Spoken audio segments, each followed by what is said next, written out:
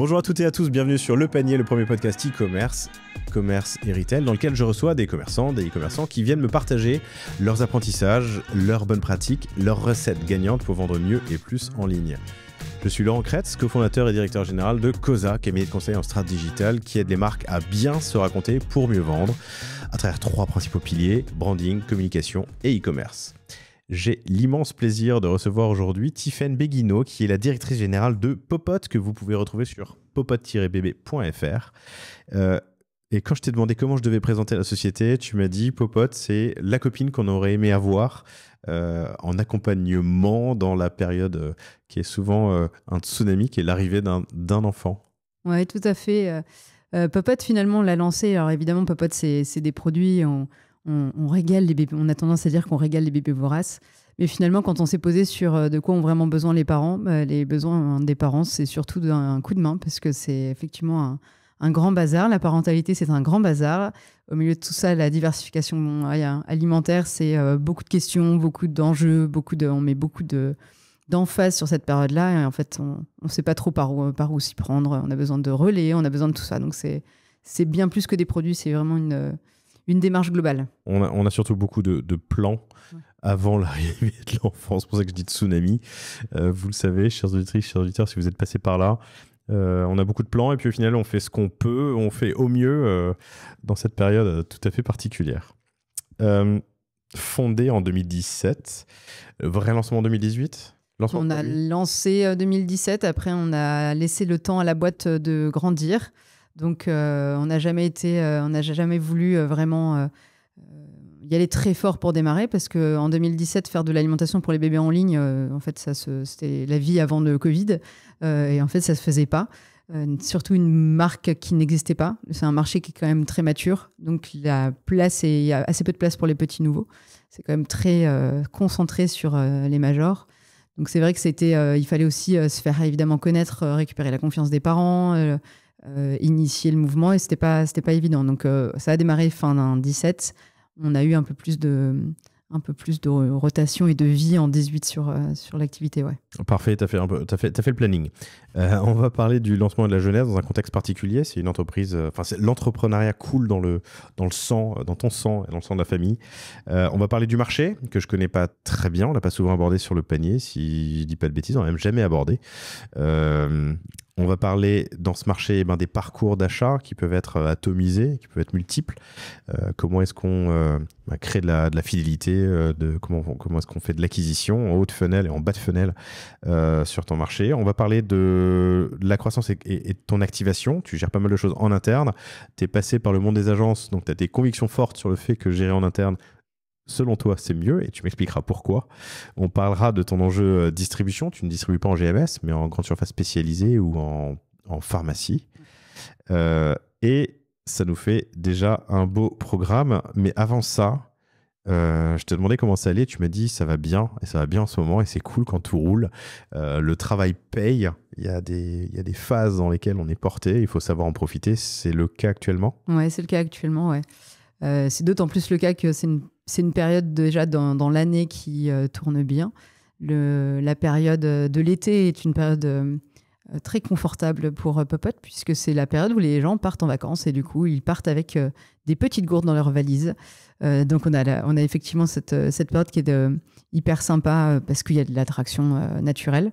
Et puis après, effectivement, après 7 ans d'activité, il commence aussi à y avoir des choses qui sont plus matures dans la boîte. On a des équipes qui sont plus stables. Au-delà d'être plus stables, on a des équipes qui sont au complet et compétentes. Et ça fait du bien aussi de pouvoir se reposer sur tout le monde. Le travail sur la marque qui est fait depuis des années paye. Enfin, c'est vrai que c'est un régal en ce moment.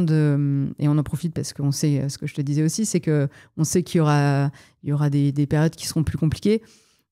Après l'orage, le soleil, mais parfois après le soleil, l'orage. L'orage. Et puis parfois, il y a effectivement des averses au milieu. Donc, en ce moment, c'est très agréable de bosser la marque parce qu'elle est demandée, parce qu'elle plaît aux parents, parce qu'elle plaît globalement pas mal. Ça ne nous empêche pas on vient de traverser une grosse période de rupture de stock parce qu'on avait des soucis avec notre fournisseur d'emballage. Bon, voilà, il y a un peu d'averse au milieu, mais au global, le soleil est plutôt fixe. Ouais. Vous devriez faire 10 millions d'euros de chiffre d'affaires cette année ? Cette année, ouais. Cette année, on devrait passer les 10, ce qui était un Je reprenais les chiffres d'il y a 2-3 ans quand je faisais une projection à 5 ans et on ne pensait pas que ça pouvait. On se demande un peu jusqu'où cette marque peut aller et elle continue de démontrer elle en a encore sous le pied. Parle-moi du marché. Le marché, il n'est pas évident. Le marché, donc déjà, c'est un marché qui est effectivement très concentré. On a 2 gros leaders que sont Danone et Nestlé qui trustent le haut du marché. Après, tu le découpes en 2 gros morceaux. Il y a l'alimentation en tant que telle et puis il y a le lait infantile. Donc, c'est un peu différent entre les deux. Tu as le lait infantile où il y a beaucoup d'acteurs, une 30aine d'acteurs. Donc ça, c'est assez spécifique, avec une acquisition qui se fait souvent dès la maternité. Donc, c'est vraiment très, très particulier. Et ensuite, sur l'alimentation, c'est beaucoup plus concentré. Le marché sur un pool de bébés qui, malheureusement, diminue. Puisqu'il y a... La natalité est en baisse. Ah oui, c'est une information qui ne tient bien pas de moi, mais je te confirme que c'est très vrai. Donc, moi, quand j'étais jeune et qu'on parlait de la natalité, parce qu'effectivement, on en reparlera, mais c'est un marché que je connais bien depuis que je suis petite et j'ai toujours eu en tête qu'il y avait 850 000 naissances par an. Et désormais, il y en a 650 000. Donc, en fait, il y a eu un drop incroyable en 20 ans de ça. Et la tendance va vraiment pas à la baisse. Donc, il y a vraiment beaucoup de moins de bébés qu'avant. Et puis après, les sujets de pouvoir d'achat se font aussi qu'il y a un impact sur le marché au global, puisqu'il y a des choses qui peuvent... Le plus grand... alors, je considère, moi, personnellement, que c'est pas un concurrent, mais n'empêche que le plus grand concurrent de nos produits, c'est le fait maison. Personnellement, je trouve que c'est pas un concurrent, parce que c'est la vraie vie. Mais c'est vrai que les gros pourront te dire qu'au moins, les gens font fait maison, au plus, ils vont vendre de petits pots. Attends, répète ça. Au moins, les gens font fait maison, au plus ils vont vendre de petits pots. Tout à fait. Évidemment que le fait maison, c'est formidable. Et moi, j'ai énormément d'admiration pour tous ces parents qui arrivent à faire du fait maison en permanence tout le temps.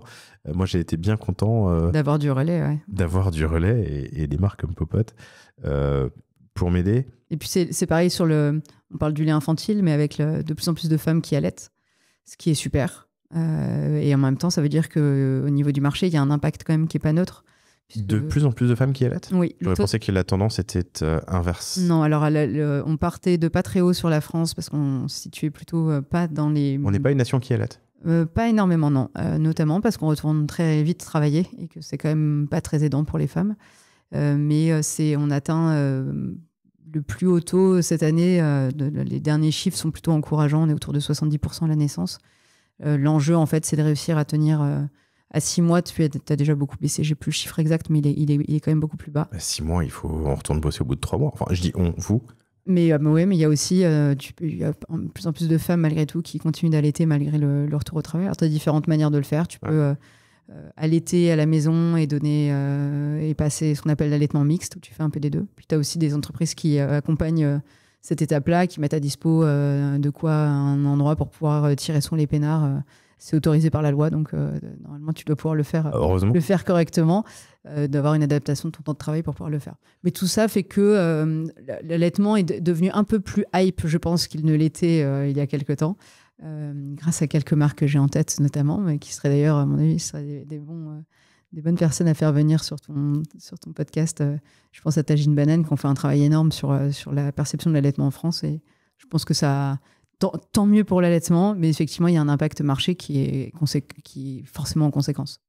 Alors, Tajine Banane est passé dans le cas d'un panier live, chers auditrices, chers auditeurs, que vous pouvez aller écouter à Bordeaux. Vous cherchez hors série live Bordeaux.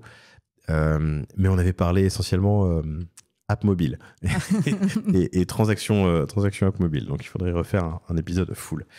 Donc, en dehors de ces deux concurrents qui ne sont pas vraiment des concurrents, l'allaitement et le fait maison, il y a ces mastodontes que tu citais tout à l'heure et qui sont bien connus, Nestlé et pardon, j'ai plus mes peu importe Danone, qui eux ne sont que en grande distri ou principalement en grande distribution. Ouais. Et donc toi, t'es sur des canaux moins touchés ? On est sur des canaux, en tout cas la consommation, la manière d'acheter des parents a quand même pas mal bougé. Le digital remonte forcément. Il y a notamment au niveau, par exemple, les couches qui se sont beaucoup digitalisées. Il y a l'abonnement qui a pris une grande place dans le quotidien des parents. Donc effectivement, il y a des canaux qui sont recréés un petit peu en marge des canaux traditionnels. Et puis, tu as des acteurs qui sont peut-être un peu plus petits. Je pense à des Yuji, à des Good Goût, à des Baby Bio, qui ont quand même pris aussi le chemin du digital, parce qu'effectivement, il y avait cette demande des parents en simplicité de vie. Pour revenir un peu à la jeunesse de Popote, je disais que l'entrepreneuriat coule dans le sang. Et il y a une petite histoire familiale autour du sujet. Ouais, absolument. J'ai grandi à côté de la nutrition infantile. Je m'explique. Mon père a monté une boîte en démarrant de rien, ce qui est toujours très inspirant quand tu vois ça à côté. Moi, quand il a démarré la boîte, j'avais 6 ans, donc j'ai vraiment vu. Il était entrepreneur avant ? Non, il a démarré avec un CAP électricien, mon père, donc il vient vraiment de pas grand-chose. Et il a, par de rencontre en rencontre et au fur et à mesure, il a monté une première boîte où il faisait du négoce de lait. Et puis, chemin faisant, il a monté une première usine qui fabriquait de l'alimentation pour les bébés.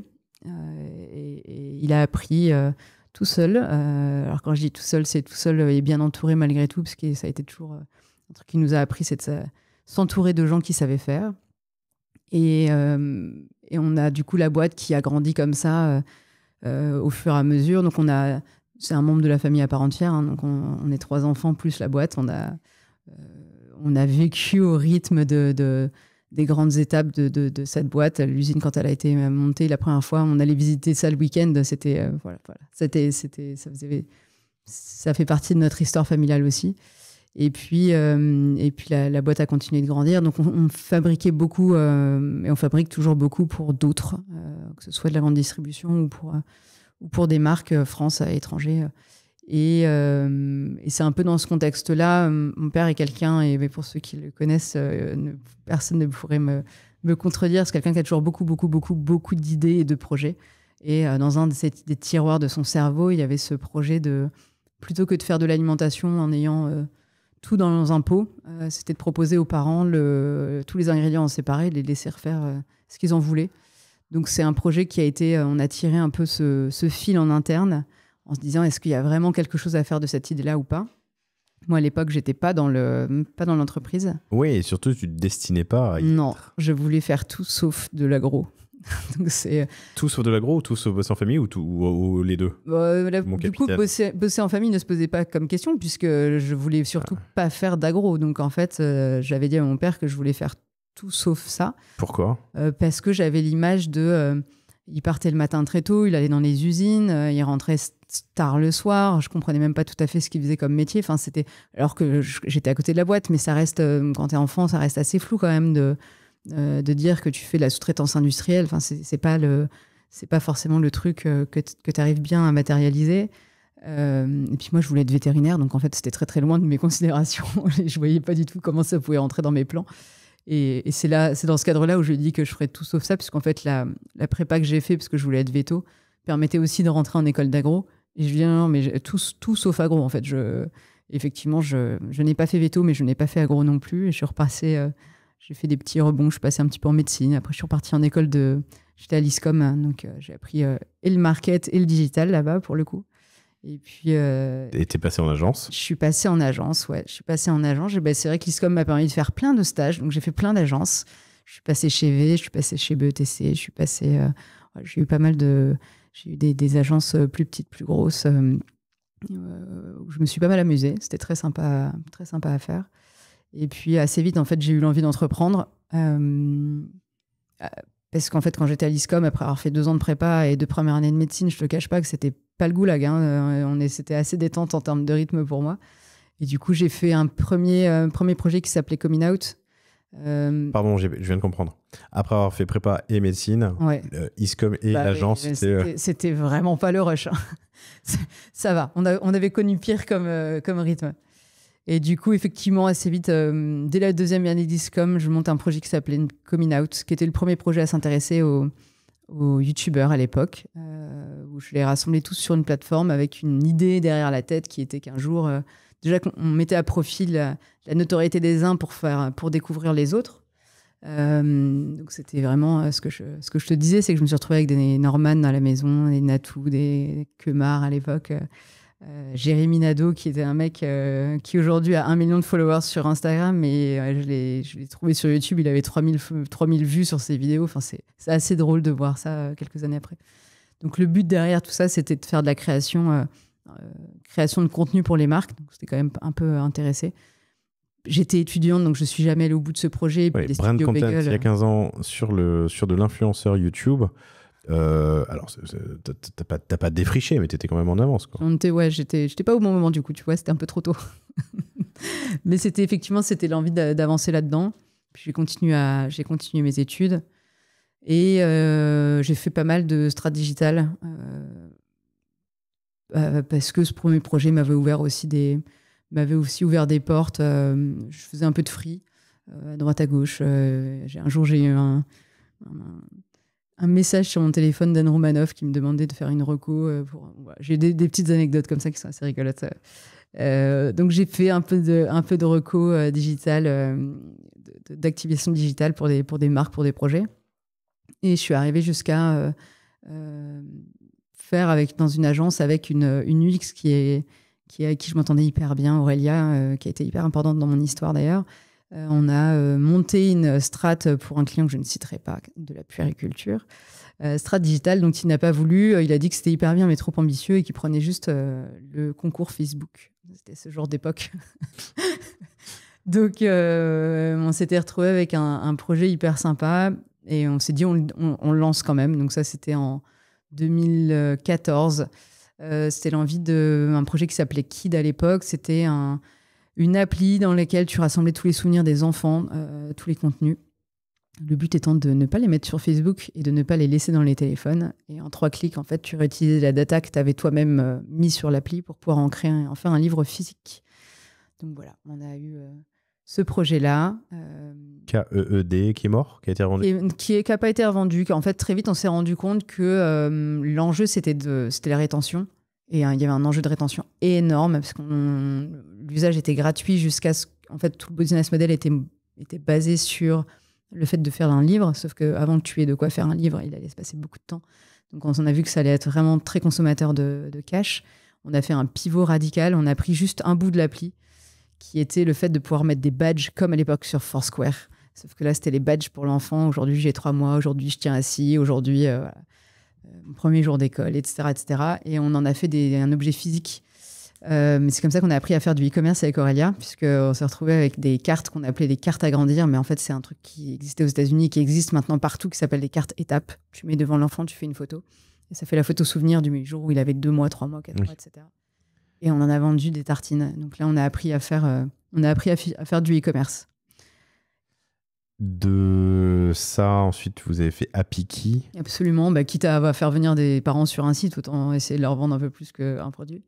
Et puis surtout, ça ne nous nourrissait pas assez humainement. Apiki qui faisait des jouets, des jouets de plein de sens à travers le monde entier.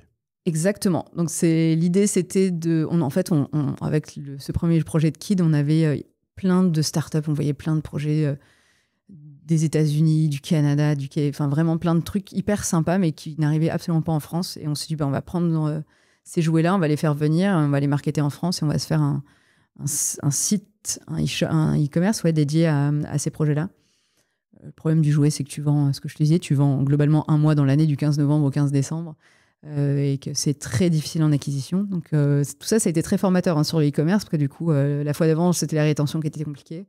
Là, c'était l'acquise qui était difficile. La saisonnalité. Ouais, exactement. Donc, à chaque fois, c'était très formateur. Et en fait, une fois que la boîte stagnée, on avait du mal à la faire grandir, on avait du mal à aller chercher le point de renta, on avait du mal à le passer. Alors, la structure était très, très légère, donc on pouvait tenir encore un peu. Mais en fait, en même temps, en interne chez nous, ce projet de mon père... en interne chez nous, dans la boîte familiale dans laquelle je ne voulais pas aller, donc... se développe ce projet de Popote sur une version très initiale. Le tout démarrage de Popote et de l'idée de la concrétisation qui a été faite par Marine et Amandine, qui étaient à l'époque en interne chez nous au market et qui ont fait la partie initiale du branding, etc. Et donc, il n'y avait pas de compétences vraiment digitales chez nous. Et c'est là où mon père me dit, écoute, c'est potentiellement un endroit où tu peux venir nous rejoindre parce que tu as de la légitimité, tu as fait du e-commerce, personne d'autre sait le faire, parce qu'on était une boîte très B2B. Et du coup, je me suis posé la question, j'y vais pas. Et je me suis dit, si je dois y aller, ce sera sur ce genre de projet, donc go. Et je suis arrivée effectivement fin 17, début 18. Je me projette en tant que papa, Cosa dans 20 ans, enfin même pas à 10, 15, même pas à 10, 12, bref. Il n'y a jamais eu de pression, il n'y a jamais eu de demande, tu as été libre de sa part, tes choix. Ouais. De sa part, non, jamais, ouais. Jamais, mais j'ai la chance d'avoir un papa, attention ça va faire, mais un papa vraiment très sympa et très sympa, très bienveillant, il est très beaucoup de choses. Mais qui a su du coup te laisser le temps d'appréhender l'idée certainement. Absolument, il a toujours défendu Popote. Alors ce qui est assez drôle, c'est qu'il est absolument pas, si tu l'entendais, il est vraiment pas du tout objectif me concernant, mais c'est dramatique. Mais il a toujours été vraiment le premier supporter de Popote, même dans ses débuts. Et pourtant, franchement, c'est la première année, on fait 150 000 euros de chiffre d'affaires. Enfin, on est sorti les rames et on allait chercher nos clients un par un. Et c'était vraiment...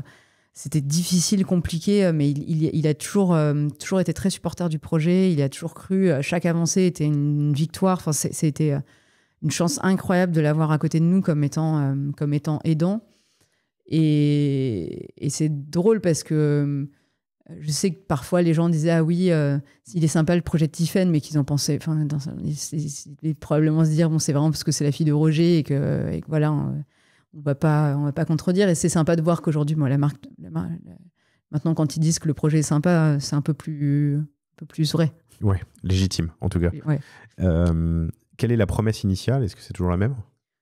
Alors la promesse initiale, on était vraiment sur une partie déjà produit, c'est-à-dire que vraiment on séparait les ingrédients et on laissait les parents faire ce on avait appelé initialement la cuisine d'assemblage, en se disant qu'ils allaient recréer eux-mêmes leurs petits pots. Donc ça, c'était le point de départ. Et on était vraiment sur une marque très lifestyle, très léchée, très, très propre. Donc ça, c'était le point de départ de Popote. Et en fait, on est venu... le sujet, c'est pas la cuisine d'assemblage. Le sujet, c'est de s'adapter à toutes les parentalités.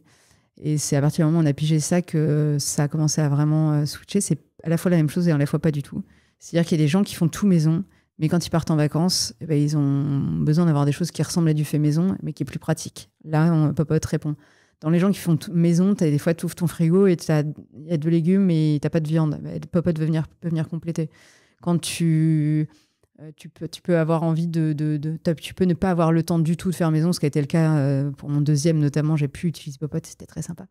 Où j'étais ravie en fait d'ouvrir 2 gourdes et puis de rajouter avec un peu d'huile de noisette, un peu de parmesan dessus. En fait, j'ai mis vraiment ma touche et je suis venue apporter ça me revalorisait vachement dans mon rôle de parent. J'avais pas juste l'impression d'ouvrir un petit pot. Et pour autant, c'était pas tant les 3 gourdes que j'avais mélangées, c'était plus ce que j'y avais amené de moi. Parce que j'avais envie de mettre ma touche perso et de pouvoir me dire qu'est-ce qu'on va manger ce soir. Il me reste une purée de carottes, même si je mets un peu de panais avec, ça va être sympa. Enfin, tu vois, d'y mettre vraiment ma touche perso. Et c'est quand on est venu rajouter de l'émotion dans cette marque que tout a démarré. Et c'était pareil tu vois, on est parti d'une marque qui était très léchée à une marque qui est plus chaude. C'est plus... mais on y met du cœur. Ça, alors c'est intéressant de parler de branding, surtout avec ton passage par nos métiers, enfin les métiers de branding. Léché égale froide? C'était trop léché presque. Tu vois, il y avait un truc où c'était... aseptisé c'était toujours très propre, très très trop propre. Il y avait un truc un peu de... C'était un peu... Mais c'est normal aussi parce que c'est la période voulait ça. En 2017-2018, Instagram, c'est très propre. Hein. Et il n'y a rien qui ressemble à la vraie vie. Et on est venu rajouter de la... Déjà, aujourd'hui, pas encore aujourd'hui, mais malgré tout un peu plus. Tu vois, il y a tu retrouves plus d'émotions. Justement, il y a des gens qui vont te dire qui vont venir oser dire que ça va pas, par exemple. C'est un truc qui n'existait pas avant sur Instagram. Avant, Instagram, c'était une vitrine. C'était vraiment un truc qui... voilà, Popote, c'est une marque qui a démarré à ce moment-là. Donc au début, c'était vraiment... Tout était...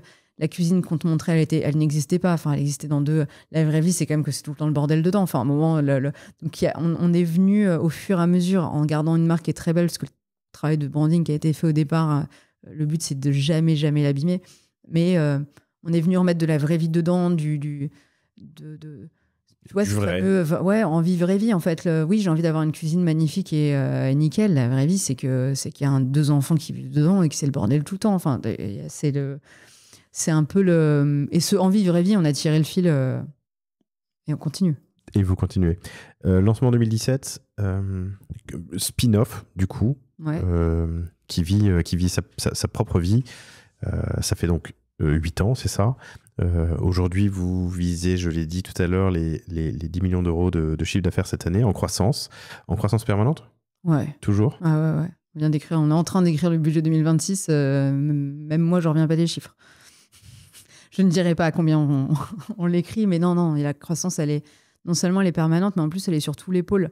Parce qu'on a aujourd'hui, on a démarré uniquement B2C et pendant un certain nombre d'années, puisqu'on a premier B2B qu'on ouvre vraiment, c'est 2020. On avait 15 magasins Naturalia, c'était quand même pas... Au tout début, on a eu quelques concept stores. On avait Womb, qui est pas très loin de... Ouais, on est à côté. Voilà, c'était Womb. Ça a changé de nom depuis, je crois. Mais on avait Womb, on a eu quelques pharmacies, on a eu quelques... Mais le premier vrai à démarrer, c'est effectivement Naturalia en plein Covid. Donc c'était un bazar monstre, mais avec très peu de magasins. Et les 2021, on démarre Biocop, qui est là un vrai référencement national, où là, on passe un peu l'étape d'après. C'est ça l'accélération ? Donc juste, vous démarrez 100% de D2C. Tu m'as dit 2020, les premiers Naturalia. Le vrai démarrage B2B, c'est 2021. 2021, post-Covid. Là, on est en 2025. Combien de points de vente ? À peu près 4000 points de vente là aujourd'hui. Dont 1200 pharmacies, c'est ça ? C'est ça.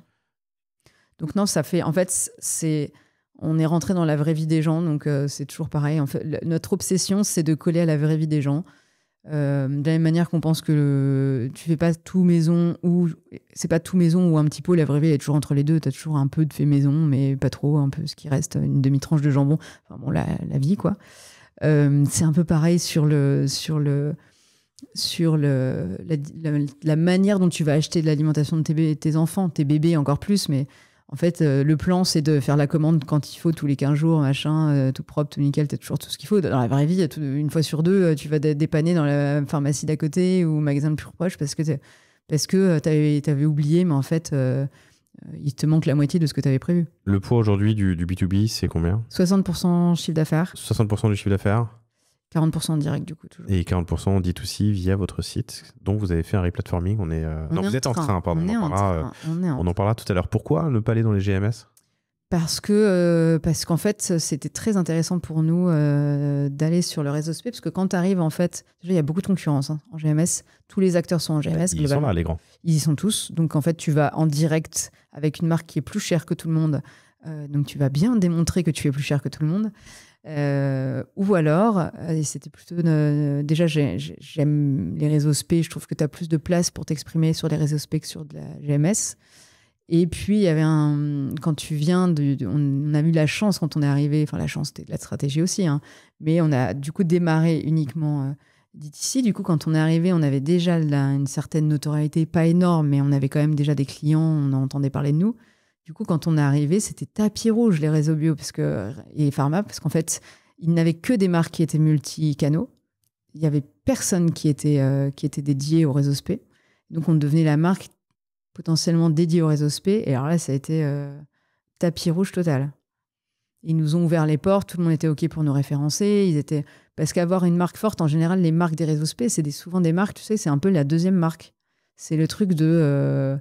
on met la grosse marque en GMS et puis la petite marque, on la garde pour le petit réseau. Et comme nous, on n'avait pas de deuxième marque et que c'était notre seul et unique, et qu'on n'était pas dépendant des réseaux SP puisqu'on avait le DTC qui restait hyper équilibré, bah, du coup, on s'est dit on le tente comme ça.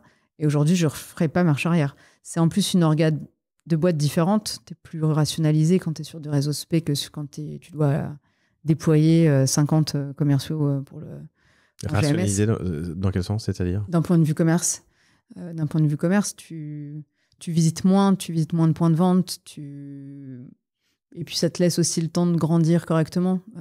J'ai eu aussi des exemples de boîtes où tout d'un coup ils rentrent en GMS et c'est la crise du logement parce qu'il faut savoir délivrer correctement, il faut aller vérifier si tout est implanté dans les rayons, du coup il faut mettre des gens sur le terrain et du coup ça crame du cash à gogo. Et avant même que la marque soit implantée correctement dans le cœur des gens, j'entends, il faut être sûr de ne pas se planter dans la manière dont tu l'implantes dans les rayons. Ouais, et ce qu'on oublie ou ce qu'on ne dit pas assez, c'est que tu as aussi un énorme, en termes de BFR, investissement à faire. Parce qu'il faut aller créer du stock dans tous tes points de vente. Et l'erreur aussi qu'on fait parfois, ou que certains ont fait, c'est que de tirer le trait sur une deuxième année, ou un deuxième trimestre, ou un deuxième semestre, alors qu'en fait, le premier est une grosse commande justement pour les créer sur stock. Ensuite, mais tu t'autorises à y aller un jour ? Pour l'instant, c'est pas dans les plans. C'est vraiment pas dans les plans. En tout cas, sur la France, les deux réseaux sont vraiment séparés. Et on sait qu'on a des avantages à ne pas y être. Donc, on préfère garder nos avantages pour l'instant. Après, il y a des modèles ailleurs où la GMS et les réseaux SP cohabitent mieux. Compatibles, ouais. Ouais. Donc, peut-être qu'on le fera ailleurs. En France, pour l'instant, c'est pas dans les plans. Tu as géré la distri GMS, de près ou de loin, ou tu l'as vu en tout cas dans le reste du groupe. Ouais. Quelle différence tu notes ? La pression qu'on peut avoir de la part des acheteurs, de la part de... Donc, on a été accueillis de la part de Biocop incroyablement quand ils nous font leur référencement national, sincèrement. Enfin, on a eu en plus un super acheteur qui était tombé amoureux de la marque et qui a vraiment été très soutenant dans l'approche. Et du coup, tu as envie de te rendre ça, tu vois. C'est pour ça que j'ai pas envie non plus de partir en GMS. C'est un peu...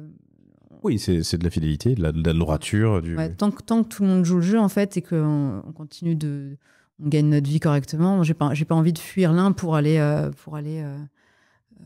plutôt de l'autre côté, quoi. Et de rentrer dans les pharmacies, 1200, je le rappelle, alors je le dis à chaque épisode, et à chaque épisode, enfin, chaque épisode où j'en parle, et à chaque fois j'hésite, mais il y a entre 18 et 22 000 pharmacies en France, tu es présente dans 1200 pharmacies, donc une sur 15 en gros. Alors, t'en les 22 000, t'en as pas 22 000 qui vendent de l'infantile. Chaque officine a un peu sa spécialité.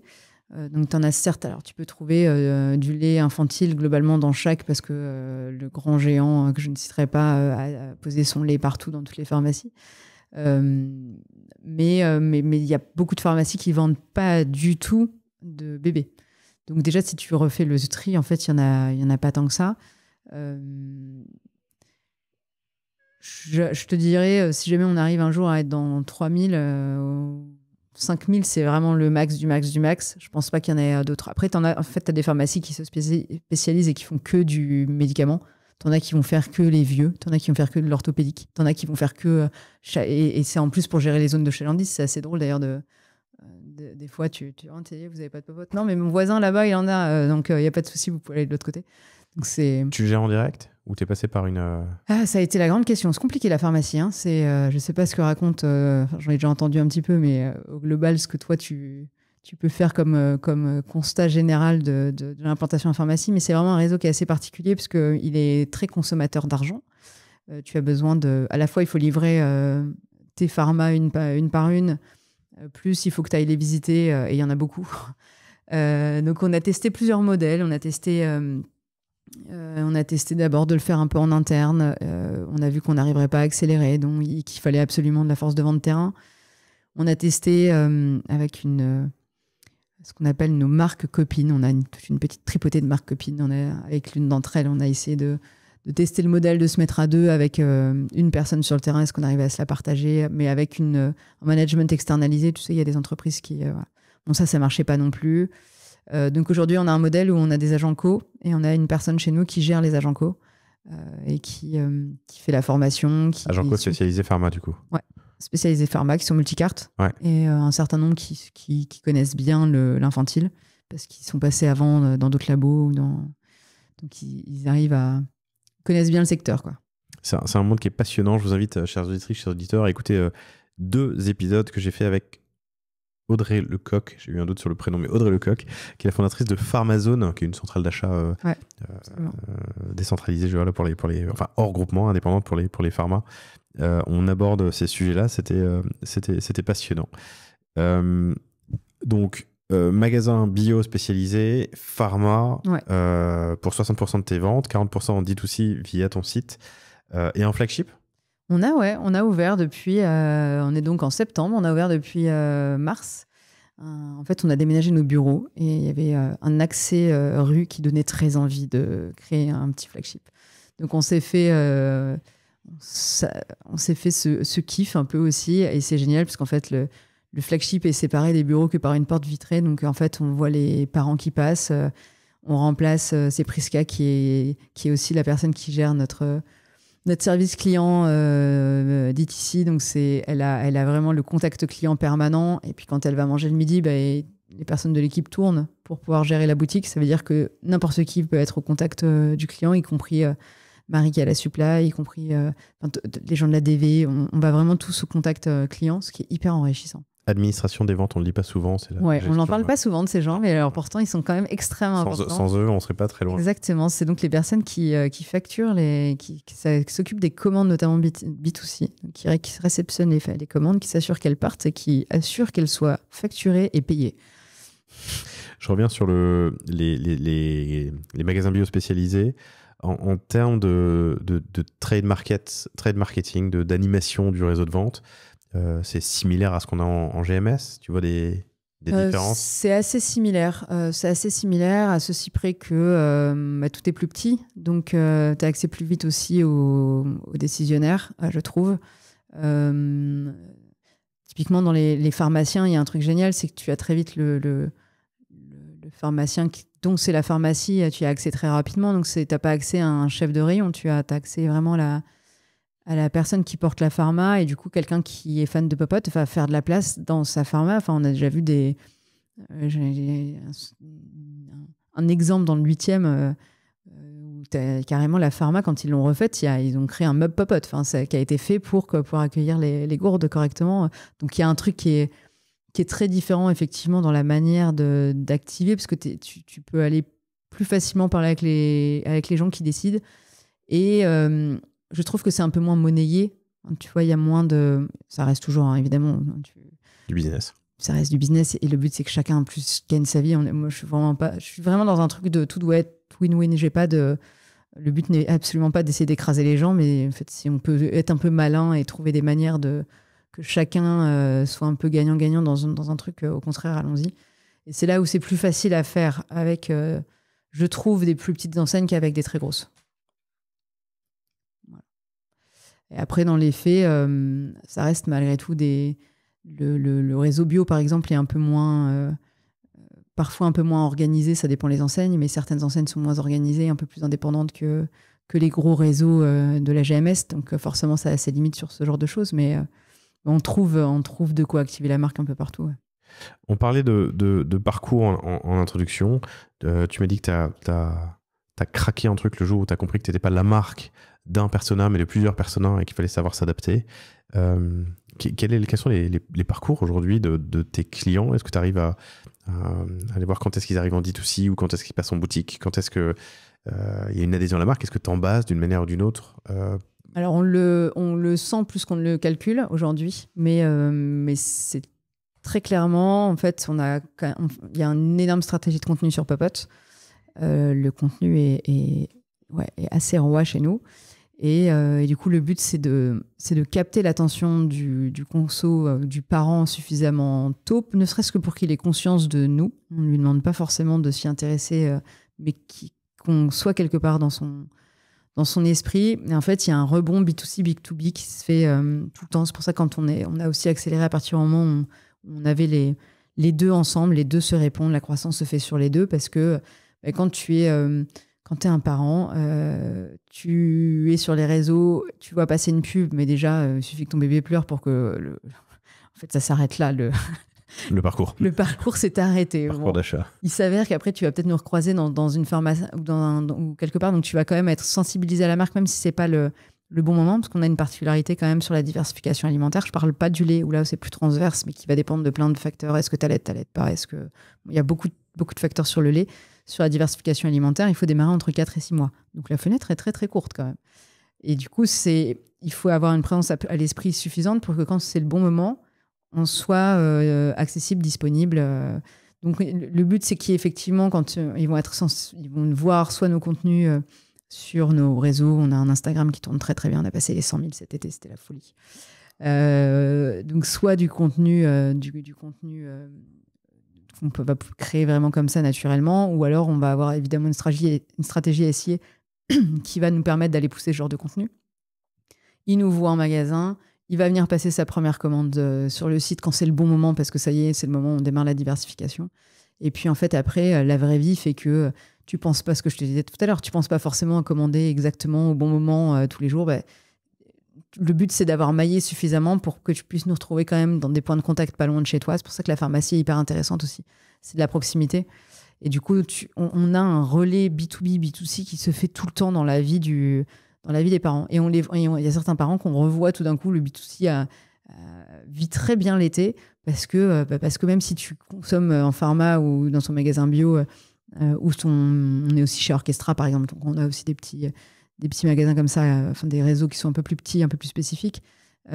Quand c'est les vacances et que tu pars pendant un mois, en fait, il faut faire un gros plein. Et là, on revoit les gens, tu vois, ils reviennent. Puis on voit les gens revenir aussi sur le deuxième enfant. Donc il y a Est-ce qu'on a un persona type? Le persona, c'est être parent en 2025. C'est il y a pas de la routine n'est pas une routine. Enfin, c'est à la fois très codifié dans ta journée. Ta journée est à la fois toujours la même et à la fois c'est absolument jamais la même. C'est-à-dire que oui, tu rentres tous les soirs pour coucher ton enfant qui mange, etc.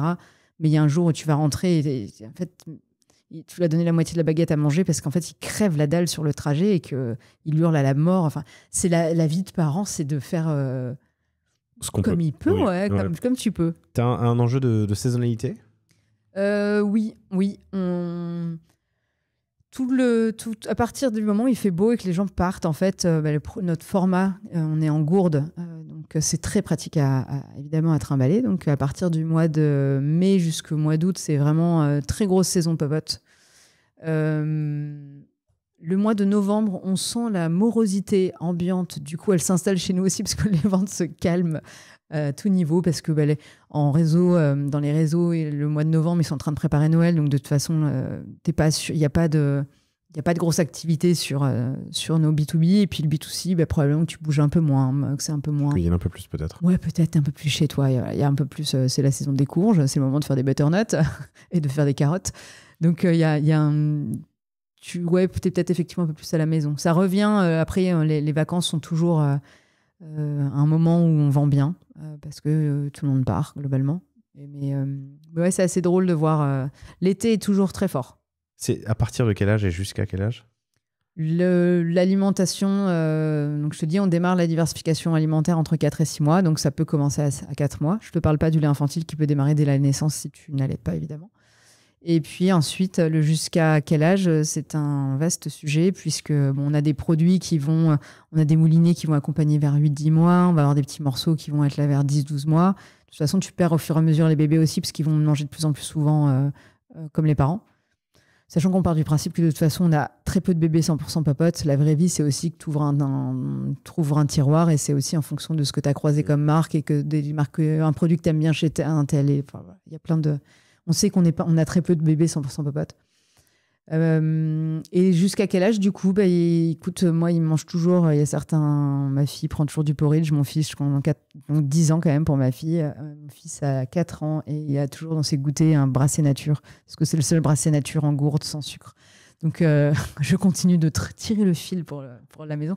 Donc, il n'y a pas vraiment de date de limite. Je croisais même une de tes collaboratrices qui disait qu'elle en prenait elle aussi pour les goûters, donc pour ses goûters à elle. Oui, pour ses goûters à elle, Charlotte Héroux, on l'embrasse, qui est directrice directrice conseil chez Causa.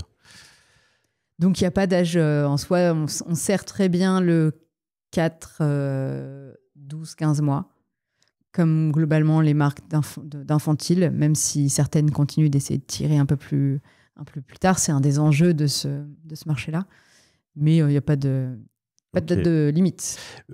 Pricing, tu m'as dit on est un peu plus cher. On est cher, on est hyper cher. Pourquoi on est cher? Parce que quand... Très assumé, j'aime bien. Ah ouais, c'est parce qu'en fait, quand on met... déjà, on a des gourdes de 120 grammes quand tout le monde est en train de downsizer. Donc déjà, quand tout le monde est à 85-90 grammes, on est en 120. Donc déjà, autant te dire qu'en prix facial, ça fait mal. Et quand on dit qu'on met de la myrtille, on a 70% de myrtille. Donc c'est sûr que par rapport à quelqu'un qui en met 5 ou 10% dans son produit, c'est pas du tout le même. On n'est pas du tout sur les mêmes produits. Et on a un produit, on a de la figue, on a de l'artichaut, on a de la framboise, on a de la cerise. Enfin, en fait, on a certains produits qui sont des produits où c'est des matières premières qui sont chères. La gourde, c'est un emballage qui coûte cher par rapport à du pot vert. Enfin, il y a plein de... En fait, ça a été des choix qu'on assume parce que j'adore pouvoir faire manger de l'artichaut à des bébés ou de pouvoir leur faire goûter de la myrtille qui a un vrai goût de myrtille. C'est pas un truc où ça va vaguement... tu sens, si t'aimes pas la myrtille, il faut pas goûter cette popote, clairement. Donc j'assume totalement ça et je trouve que la gourde est un avantage incroyable dans la vie des parents parce que vraiment ça se trimballe partout et que c'est quand même d'une praticité folle. Mais du coup, ça fait que on sort plus cher. Sans en gagner beaucoup plus que les autres. Hein.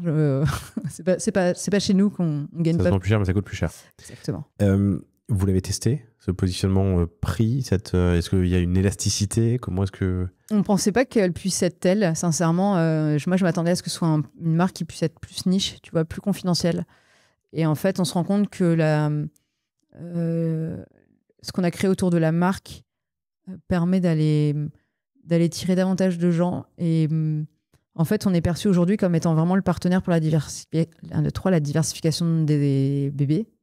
Et du coup, il y a un truc où on voit certains, et on le voit surtout sur le B2C pour le coup, quand tu vois tomber les commandes et qu'il y a des commandes avec 6 gourdes, 7 gourdes, tu sens qu'elles ont chacune été choisies avec attention. Et c'est peut-être des gens qui sont beaucoup moins CSP+, que d'autres. C'est sûr, quand on va passer des commandes à 200 ou 300 balles, clairement, c'est des gens qui sont très aisés.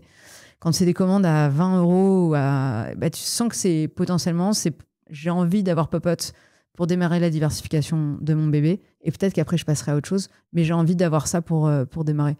Donc, il y a l'élasticité prix. Je pense qu'on n'aurait jamais pu la mesurer autant que ce qui se passe dans la vraie vie, puisqu'on n'aurait pas pu doser la force de la marque telle qu'elle est aujourd'hui. Compris. Autre jeu que tu peux trouver, c'est sur l'offre produit ou l'offre... il y a une différence entre avoir des produits et avoir des offres. J'imagine qu'on peut faire des bundles. Alors nous, on crée des bundles. On crée beaucoup de bundles digitaux. Donc, c'est pas des bundles physiques. Chez nous, on les recrée sur notre en logistique qui retombe en SKU séparés. Mais par contre, on package un peu parce qu'effectivement, un clic versus 20 clics, j'ai rien appris à personne. Donc, on va avoir des bundles pour démarrer la diversification, les fruits rouges, tu vois, ce genre de choses. On peut effectivement packager un peu pour guider. Par cas d'usage, par goût. Ouais, et on va avoir des choses, effectivement, ça va être le bundle pour les goûter, celui pour le week-end, celui pour démarrer la diversification, les incontournables de la diversification. Donc là, tu vas retrouver carottes, petits pois, haricots verts, ou alors ceux qui sont un peu plus extraordinaires, l'aubergine, la betterave, les champignons. C'est des trucs que tu ne retrouves pas dans l'alimentation infantile, tu les retrouves très très peu. Alors encore moins en monosaveur, parce que c'est vraiment la particularité de Popote, c'est que c'est une saveur à la fois et avec le goût de l'ingrédient en numéro 1. Il faut que ça sente, nous quand on développe les produits, si jamais ça ne sent pas le truc que c'est censé sentir, ça dégage. Ça saute. Vous ne le voyez pas si vous ne regardez pas l'épisode sur YouTube, mais il y a eu le mouvement de la main. Ça dégage. Ça dégage. Donc des bundles, est-ce que là-dessus tu as des conseils, des apprentissages à nous partager? Vous faites ça depuis longtemps? On le fait depuis assez longtemps, ouais. Pour le coup, c'est un des apprentissages qu'on avait fait assez vite avec Aurélia quand elle était encore avec nous sur Popote. Donc je rappelle, c'est Aurélia avec qui j'avais démarré mon aventure entrepreneuriale et qui était à côté de moi sur le démarrage de Popote également. On s'est malgré tout, parce qu'en fait, une des particularité de Popote, c'est effectivement aussi qu'on n'est pas en par 4, par 6 ou par 12. On est en par 1, et y compris en retail. On est à l'unité. Mais du coup, ça veut dire c'est à la fois génial parce que tu peux faire ton panier idéal. Tu choisis vraiment, et c'est là où on n'a pas de persona, parce qu'en fait, on dit toujours qu'il y a autant de parents qu'il y a de bébés. C'est même pas, il n'y a pas de comportement identique. Tu as des bébés qui vont être allergiques à un truc, il y en a qui vont pas aimer machin, il y en a qui veulent pas manger de verre. Enfin, il y a pas des trucs, des fois, c'est quand même très surprenant. Donc, c'est hyper pratique de pouvoir choisir une par une, mais en même temps, c'est autant de clics ou en rayon d'actes d'achat individuels. Et clairement, le panier moyen a vachement augmenté à partir du moment où on a créé des bundles qui packageaient 10, 20, 30 popotes. Et en l'occurrence, le bundle qui fonctionne le mieux chez nous, c'est le pack découverte. Avant, il y en avait une de chaque, mais maintenant, on a plus que 30 produits. Donc, c'est plus une de chaque, mais qui nous permet d'arriver direct au franco quasiment. Donc, c'est pas quasiment d'ailleurs, qui te fait passer le franco instantanément. Donc, ça te permet de découvrir en un clic. tu fais un clic, tu arrives au Franco et du coup, tu n'as rien à payer et tu vas direct au panier. Donc, c'est tout droit. Il y a vraiment un truc. Lui, il est extrêmement efficace. Donc, ouais, quel conseil réduire au max le travail terrible pour le conso. C'est de faire un choix. Ah la vache, choisir, c'est renoncer, c'est dur. Il y a de l'aide au choix? Je suis sur le site depuis longtemps et j'ai pas vu de petits pop-up. Non, il y a assez peu d'aide au choix. Alors dans la refonte, c'est un choix. Oui, parce qu'encore une fois, on y viendra progressivement davantage.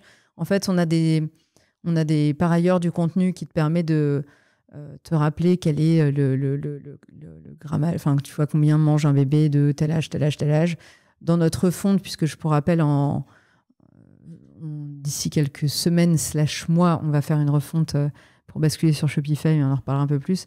Et on en profite pour revoir des choses.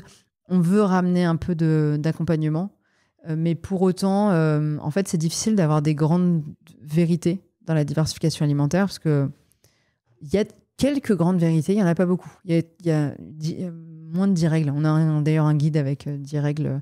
Il y a des trucs qui sont interdits, mais ce n'est pas des trucs du coup qu'on vend chez nous. Pas de miel avant 1 an, pas de lait cru avant 10 ans si tu peux. Enfin, il y a des grands trucs comme ça. Pas de miel avant 1 an, j'avais pas ça. Non, tu as un risque de botulisme. Ok. Donc il y a des choses comme ça qui sont absolument interdites, mais du coup, c'est pas des choses qu'on propose. Après, la règle, c'est que maintenant, globalement, il n'y a plus de règles. Tu commences par ce que tu veux, tu donnes les quantités. En fait, si ton bébé il a faim, tu continues de lui donner à manger. S'il a plus faim, tu arrêtes de lui donner à manger. S'il y a la règle de donner, s'il faut donner du gras. Donc, tu vois, on a un partenariat avec Quintessence qui nous permet, parce que nous, on ne fait pas d'huile, on n'est pas fabricant d'huile et on ne sait pas le faire. Donc, on préfère prendre des gens dont c'est le métier.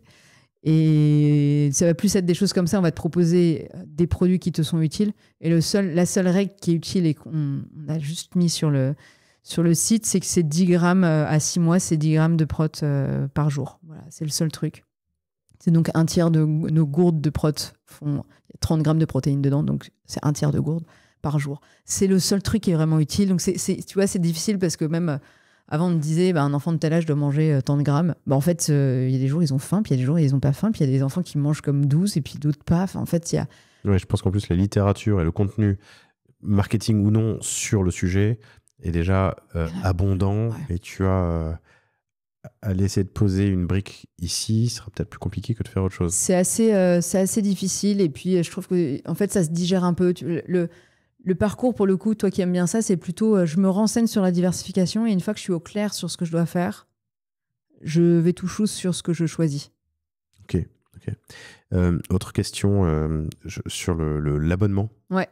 Qui est quand même très présent. C'est la deuxième entrée de ton menu jusqu'à octobre. Je ne sais pas ce qu'il en sera ensuite. Mais Alors, on fait une refonte de l'abonnement parce que l'abonnement commence à vieillir aussi dans sa manière d'être. Chez Popote ou de manière générale? Chez Popote. Chez Popote, il n'a pas eu de refonte depuis très longtemps pour le coup parce qu'on avait dû on l'a développé.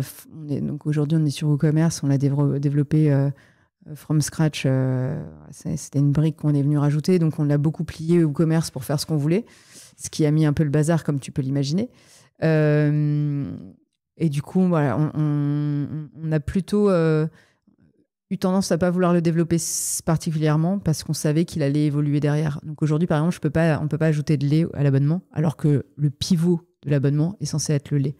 Mais parce que quand on a lancé le lait, ça servait à rien d'avoir il fallait déjà qu'on lance le lait avant de réinvestir dans le fait de faire bouger l'abonnement on vendait pas assez de lait sur le démarrage pour pouvoir investir comme ça. Donc on l'a fait dans ce sens-là, en se disant que de toute façon, on finirait par faire on savait qu'on finirait par fondre ce site. Et du coup, effectivement, dans le cadre de notre migration, il y aura une refonte de labo. Parce que de la même manière que tes couches, quand tu les as en abo, c'est quand même beaucoup moins pénible que d'acheter des couches tout le temps. Le lait, c'est la même chose. C'est plus régulier, alors que la food est plus soumise à variation. S'il a eu faim, pas faim, tu vas avoir une gourde en plus, en moins. Si jamais il est malade, il y a une gourde il y a un repas en plus. Si jamais il reste à la maison, mais si jamais tu pars en week-end, en fait, il y a plein de variations. Sur le lait, il y en a pas en fait. Non, c'est 120 ml par biberon 3 fois par jour. Enfin, exactement. J'ai plus les quantités, ça date, mais. Mais okay. Tu as l'idée absolument. Sur quoi vous faites l'abonnement? Quel outil? Je veux pas te dire de bêtises puisque c'est Jean chez nous qui le gère. Mais on est effectivement sur Shopify et c'est un des grands. Si tu me le dis, je suis sûr que je peux pas te... Il y a plein d'options. Jean, qu'on salue parce que je voulais te recevoir, enfin toi Popote, que tu n'incarnes pas du coup, c'est ce que tu me disais en intro, mais je voulais recevoir Popote depuis longtemps. J'ai écrit à Jean en disant tiens, il serait temps, et il m'a dit non, mais il faut que ce soit Tiffen. Merci Jean. Merci Jean. Tu gères ton acquisition et ton community management en interne. Ouais. Et c'est une conviction. Et c'est une conviction, ouais. Alors ce que je te disais, c'est que je suis passée en agence aussi et que je sais du coup que parfois il y a des comptes qui sont plus ou moins incarnés par les gens qui les gèrent.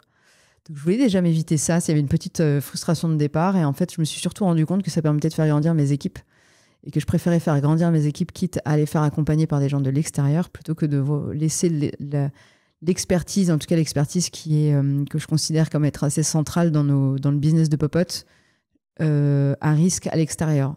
Quand je dis à risque à l'extérieur, c'est la personne qui est qui t'accompagne se barre ailleurs, ou en fait il faut repartir à zéro et tu peux te retrouver un peu, je trouve un peu à risque.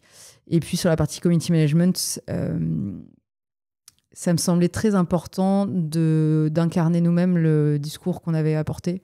Longtemps, on a bossé et on bosse encore avec elle, avec Rue de la Jeunesse. On bosse avec elle sur la partie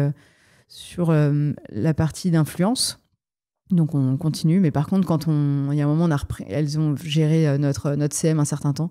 Et à un moment, on a dit en fait, c'est l'étape où il faut qu'on fasse nous parce qu'on a des trucs à dire, parce qu'on les a dans les tripes, parce qu'à un moment, il faut qu'on assume notre posture de marque et que c'est à nous, à la maison, de le faire, en fait. Donc, effectivement, on a réinternalisé ça et ça a fait du bien, je pense, aussi à la marque au global. Tu vois, d'y aller plus. Il y a des choses qu'on se permet de dire parce que c'est notre marque, qu'un prestataire pourrait pas forcément. Ça nous permet d'être plus proche des gens. Enfin, tu vois, je trouve on est plus précis depuis qu'on fait ça. Et sur la partie d'acquise, oui, le SIA, de comprendre comment ça marche, de pouvoir lever la main et dire ok, là il faut qu'on accélère parce que on voit ça. En fait, il y en a une réactivité qu'on n'arrivait pas à avoir du tout quand c'était externalisé. Et c'est un modèle qui nous convient assez bien, ouais. Et oui, c'est du coup une conviction force, je vois. Alors, je partage pas forcément sur le SIA, mais je partage sur le CM. Et nous, en fonction de la taille de nos clients et de leur bande passante en interne, on recommande que ce soit fait par les marques elles-mêmes. Le CM ? Le CM, ouais. plus réactive, connaissance immédiate de la marque. Nous, on est obligé de gérer des plannings et de l'affectation. On n'a pas forcément la même disponibilité qu'une boîte qui peut avoir ça en interne. Donc, en général, nos marques nous demandent d'écrire une guideline, une charte, une méthodo, de créer des assets, mais le CM, le community management, on leur laisse et on leur conseille de le faire quand elles le peuvent, quoi. Et c'est vrai que le SIA, je vois ce que tu veux dire. Nous, en fait, ils ont mis du temps. T'as moins d'immédiateté peut-être dans le... Alors après, ce que je te dis, c'est que la fenêtre, elle est quand même très serrée. Donc parfois, le fait d'être réactif du jour au lendemain, en fait, ça peut être important parce que tu fais fitter, typiquement avec le CM aussi, ou de l'activation digitale sur le site. Enfin, il y a des choses qui vont plus vite comme ça. Et puis, en fait, au début, les agences, on a testé plusieurs modèles. J'ai testé agence, j'ai testé un free. Qui était pourtant pas mauvais, ni l'un ni l'autre, et qui avait du mal à craquer le modèle SIA. Et en fait, c'est en ayant quelqu'un en interne qui s'obstine à aller tester les trucs et des assets différents et qu'on a fini par le craquer. Donc, c'est pour ça que ça me fait presque... Alors, en vrai, aujourd'hui, je pense qu'on pourrait revenir en arrière et changer de modèle parce que aujourd'hui, ça tourne, les algos sont largement rodés et tout va bien. Mais c'est vrai qu'en externe, ils testaient peut-être pas assez finement par rapport à la marque pour arriver il faut quand même une certaine patience. Puis à un moment, tu as une histoire de rentabilité quand tu es une agence ou quand tu es free. Tu peux pas passer tout ton temps sur la marque jusqu'à comprendre ce qui fonctionne. Et le free était carrément... pourtant, ça se passait vraiment très bien. Et il était revenu vers moi en me disant « Écoute, je pense que je suis pas la bonne personne pour faire ça. Et je préfère te rendre les clés parce que j'y arrive pas. J'y arrive pas et je veux pas te voler ton argent et il faut que vous trouviez un autre modèle. » Très bien, très honnête. Pour finir, tu en as parlé plusieurs fois. Vous êtes en train de faire un replatforming, donc vous étiez sur WooCommerce, WordPress WooCommerce, Ouais. et vous passez à Shopify. Absolument. Alors, pourquoi on était sur WordPress WooCommerce parce que le fameux API Key qu'on a fait à la main et l'autre avant, on a tout fait en fait. Ouais. On a tout fait sur WooCommerce parce que c'était facile et qu'on a monté nos... Aurélia a tout monté toute seule dans son coin avec ses petites mains. Donc, c'était facile pour nous de démarrer sur WooCommerce parce que du coup, c'était connu et on était autonome. Et je voulais surtout pas, encore une fois, être dépendant. Tu vas dire que j'ai une dent contre les agences. C'est pas vrai, mais pour le coup, surtout quand tu es tout petit au démarrage, tu sais pas exactement ce que tu dois faire. Donc, en fait, tu as besoin de tester plein de trucs. Tu as besoin de tester une page, une landing, un truc, changer ton wording. Tu regardes ce qui se passe, tu regardes tes stats. Enfin, on a beaucoup fait ça au début. Hein. On testait... on changeait un truc sur la page et on regardait les stats si ça changeait un truc ou pas. Et et derrière, la home, après l'avoir A/B testé pendant des mois, n'a pas bougé derrière pendant des années parce qu'elle ne bougeait plus, elle était parfaite. Donc, on a beaucoup fait ça et on avait besoin d'être indépendant. Donc, effectivement, on a démarré sur WooCommerce, ce qui était évidemment en 2025 de moins en moins souple dans le fonctionnement. Il y a de moins en moins de services qui se développent liés à cet outil-là. Donc, on se retrouvait en fait parfois très frustrés parce qu'on voulait aller sur tel ou tel service, mais qu'il n'y avait pas de connexion à WooCommerce. Donc, on savait qu'on allait finir par faire une bascule. La question s'est posée sur un PrestaShop ou un Shopify. Et en fait, je trouvais que Shopify amenait... en fait, j'ai très envie de tester... Ça fait très longtemps que j'ai envie de tester Shopify. Et le modèle PrestaShop est quand même plus proche d'un modèle à la... PrestaShop, c'est WooCommerce. Ouais, voilà, exactement. En un peu plus moderne quand même. Enfin, oui, ok, écoute. Okay. Un peu plus surtout que WooCommerce, c'est plus du tout maintenu. Si tu veux, il n'y a plus rien qui se connecte dessus. Là où PrestaShop, tu as quand même beaucoup plus d'acteurs qui continuent d'entretenir les connexions et WooCommerce, c'est vraiment laissé à l'abandon. En tout cas, c'est mon ressenti. Shopify amène vraiment un truc nouveau et on s'est dit, de toute façon, il faut le tester. Après, le modèle économique est quand même différent. Hein. Donc, la question s'est quand même posée. Tu mets un moment les coûts en face et tout d'un coup, c'est pas du tout la même structure de coûts. Ah bah là, tu as 4 millions qui passent sur Shopify cette année, a priori. Enfin, qui passeront, l'année prochaine. Bah non, parce que tu fais la croissance. Ouais, absolument. Donc, croissance. 40% de 20 millions, ça fait 5. Ouais, voilà. Exactement. Donc, non, mais il faut qu'on... 8, pardon. On va avoir un coût, une structure de coût qui est un peu différente, où tout d'un coup, on n'a pas... Mais on va aussi avoir accès à des outils auxquels on n'avait pas accès jusque-là. Des Klaviyo, des Loyoli. Tout à fait. Et donc ça, tu le fais en externe? Ça, on le fait en externe parce que j'ai pas de compétences techniques pour le coup en interne. J'ai des gens qui savent animer. Mais tu les as pas non plus en acquisition? Non, mais je suis pas un SaaS. Ma valeur n'est pas... J'ai de la valeur dans mon CM, mais j'ai pas de valeur dans mon développement de mon outil. Donc, tu vois ce que je veux dire? Oui, bien sûr. Mais dans ce cas-là, je te pose le WooCommerce. Tu le fais en externe? WooCommerce, on savait l'animer en interne, mais après, pour les gros trucs, tu vois, par exemple, développer quand on a sorti l'abonnement et qu'il a fallu plier l'outil, évidemment, je n'ai pas mis quelqu'un de chez moi là-dessus parce que j'ai pas les moyens de payer. C'est pas ton métier. Ouais, c'est pas mon métier, exactement. Ça se passe bien. Donc, c'est une agence bien connue. C'est une agence bien connue. Écoute, pour l'instant, ça se passe bien. Quel conseil pour que ça se passe bien avec une agence quand on... Savoir être certain de ce qu'on veut et de ce qu'on vient chercher dans le... Déjà, pour choisir son agence, savoir pourquoi tu vas choisir telle ou telle agence, quels sont tes critères de choix d'une agence, c'est important parce qu'en fait, tout le monde va essayer de se vendre. Donc, qu'est-ce qui fait que tu as envie d'en choisir l'une ou l'autre? Il faut être, je trouve, très au clair en amont. Avoir un cahier des charges bien écrit pour être sûr qu'on te fasse un devis de ce que tu as dans ta tête. Sinon, tu peux quand même avoir 2-3 surprises au passage. De ce que tu as dans ta tête, mais que tu as couché par écrit. Très important. Ouais, c'est ça. Tu ne peux pas deviner ce que tu as dans la tête. Ouais, exactement. Il faut un cahier des charges écrit et documenté. Qu'à communiquer d'une manière ou d'une autre. Exactement. Voilà. Mais je trouve que le cahier des charges t'oblige à te poser dessus et à pour le coup, écrire et à te poser des questions. Enfin, typiquement, on fait une refonte d'abonnement. OK, quoi, comment, pourquoi et qu'il n'y ait pas de surprise derrière et qu'il n'y ait pas de « Ah, au fait, on avait 4 pages on avait oublié de vous en parler. Ça fera une petite rallonge de 10 000. » Bon, voilà. Éviter ce genre de choses, je trouve que c'est important. Et pas hésiter à être... à ne pas prendre l'agence comme étant sachant absolu. C'est-à-dire que, comme tu le disais, on reste les gens qui connaissent le mieux notre marque et on vient chercher de la compétence technique et de l'accompagnement et le fait de dérouler un projet. mais on reste les garants de la marque. Donc, des fois, je trouve que de continuer en disant on n'y est toujours pas, il faut refaire une repasse parce que ça, c'est pas encore nous, ou ça marche pas, il faut y aller parce que c'est comme ça que tu auras un truc qui colle le plus possible à ce qui colle à ta marque derrière. Surtout que, tu vois, nous, on n'a pas touché au site depuis des années parce que du coup, il fonctionnait bien comme ça, on n'avait surtout pas envie de le casser. Là, on en profite pour remettre des choses remettre un peu de nouveauté, un petit coup de frais. Ouais, un petit coup de frais, c'est exactement ça. L'épisode sort a priori le 2 octobre. On enregistre début septembre, il sort le 2 octobre. Il y a une sortie qui est prévue pour début novembre, donc vous pourrez aller regarder dans quelques semaines les évolutions. Une question que je t'avais pas posée parce que j'avais pas vérifié, je suis désolé, j'ai pas fait mes devoirs. Je te trouve sur Amazon, c'est toi ou c'est un revendeur? C'est moi, mais c'est par Amazon.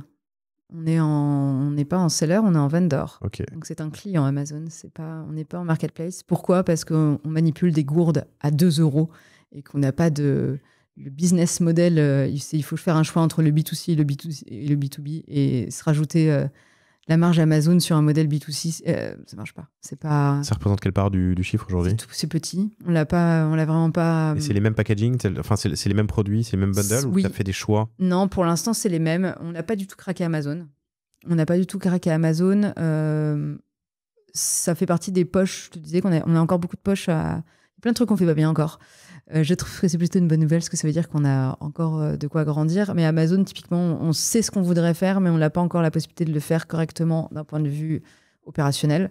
Un exemple très concret, on est à l'unité ou par lot de 10 parce que nos PCB, nos cartons sont par 10. Sauf qu'acheter 10 fraises, c'est chiant et personne n'a envie d'acheter 10 fraises.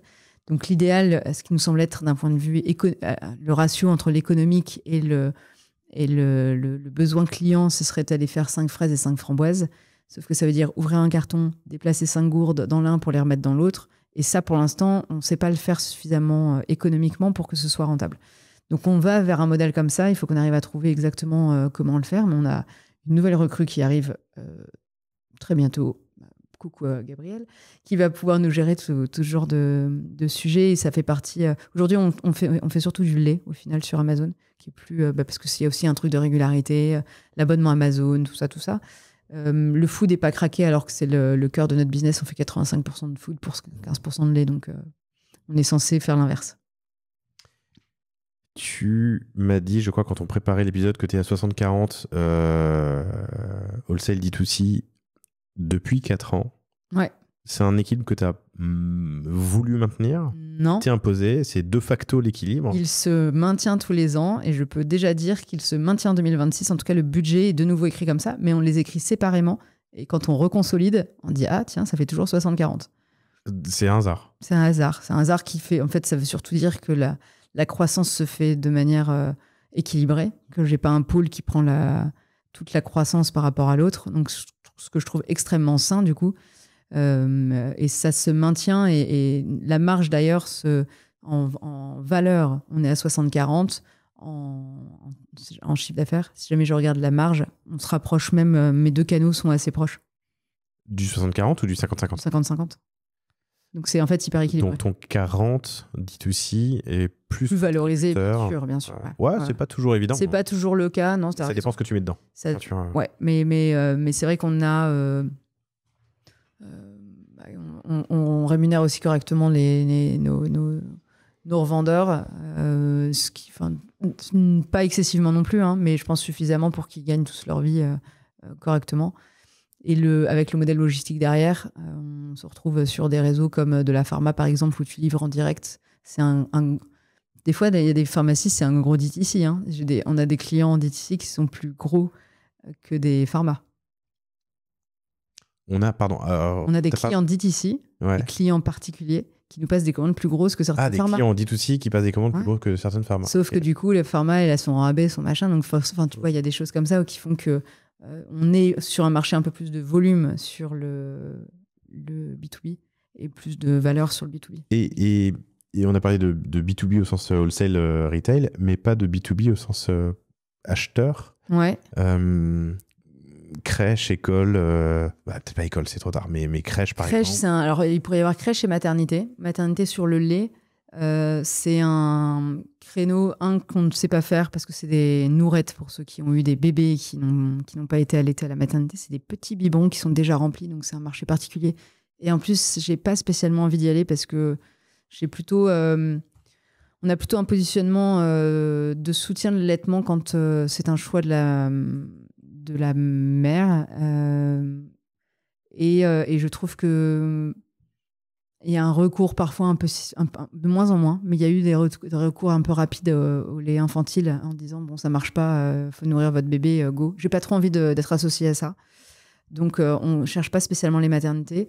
Et les crèches, c'est très particulier, c'est un autre marché, figure-toi. Alors il y a le lait qu'on pourrait essayer d'adresser, mais pareil, les gros sont sur le sujet, hein, parce que évidemment ils ont bien compris qu'il y avait un intérêt par là.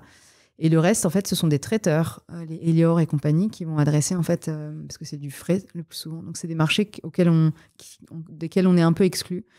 Et sachant qu'ils n'ont pas eux, ils ont une exception, ils n'ont pas besoin de faire de l'alimentation infantile réglementairement. Je ne sais pas pourquoi ils n'y ont pas le droit, mais nous, on a une réglementation qui est très, très particulière et ces acteurs passent un peu entre les gouttes sur la crèche. Donc, ce ne sont pas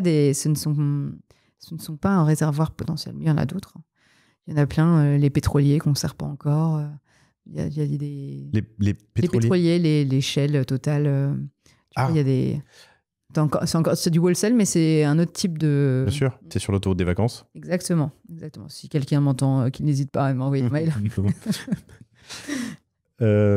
Formidable. Tiffany, merci infiniment. On a fait un grand tour. Je suis impatient de te recevoir dans 1 an et demi pour que tu me dises si le budget 2026 s'est réalisé et qu'on tire les enseignements de cette refonte.